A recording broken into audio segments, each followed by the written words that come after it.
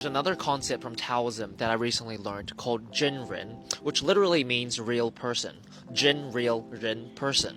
And basically, it's just kind of recommending you to aspire to be the most authentic version of you. Who you are without all the conditioning, without all the expectations and judgments from society, right? Who are you as a soul that originally came into this world? And I find it funny how like a lot of spiritual practices or truth seeking all kind of end up in finding your own authenticity and your truth. If you listen to Teal Swan, like she says the whole point is just to find authenticity, which I agree with. Or, you know, if you look at Carl Jung, like his whole thing was the individuation of the person, right? Individuating, being your individual, being your true authentic self, accepting all parts of yourself and being that. If you look into human design, their whole thing is like differentiation or deconditioning, where again, it's like you try and find your unique blueprint of how you should live that only you would know, and you try and live that as much as you can, and that's kind of like the best way for you to live.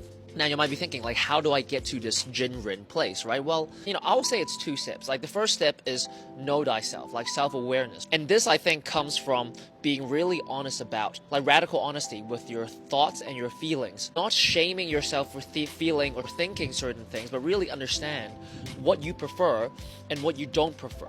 Right, like really being honest about that, being really clear. And then it's like out of that awareness, I think you can have a semblance of knowing what it is that you truly want. So then you do the thing that you truly want in this moment. So we go back to Bashar's of following your excitement. It doesn't have to be some like 10-year plan or dream, but it's like in this moment, in this windy moment, what do you actually want to do, right? And it's like, that's your excitement, right? That's you kind of raising your vibration, so to speak. And then if you can genuinely do that, then I think you are being the Zhenren. Because like, I mean, literally all we have are moments, right? And it's like, if you can be true in every moment, then of course throughout a whole lifetime, you are the Zhenren. But usually when we think of something exciting we want to do, sometimes limiting beliefs show up where we feel like, oh, I can't do this because I don't believe in myself or X, Y, and Z. And then it's like things kind of gets brought up to the surface as you try and pursue your excitement. And then it's like if you deal with that and kind of clear those limiting beliefs and conditioning, you know, decondition, individuate, then you kind of like put yourself back into the middle path of kind of like traveling in your truth